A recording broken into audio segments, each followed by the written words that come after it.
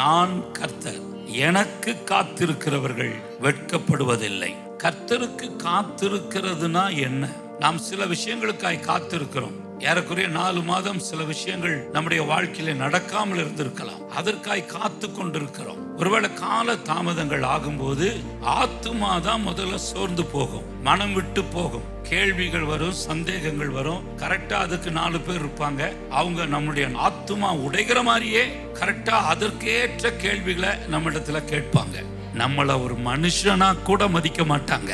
அந்த அளவுக்கு நம்முடைய வாழ்க்கைய அவ்வளவு கீழ்த்தரமா சில காரியங்களில் செயல்படுத்துவாங்க. காத்திருக்குதலின் காலத்துல கர்த்தர் விட்டுட்டு போயிட்டாருன்னு நினைக்காதீங்க. சூழ்நிலைகள் எல்லாவற்றையும் நம்ம தான் சந்திக்கிறோம், ஆண்டவர் இல்லைன்னு நினைச்சிட்டு இருக்கிறோம். ஆனா அவர் நம்மோடு தான் இருக்கிறார்.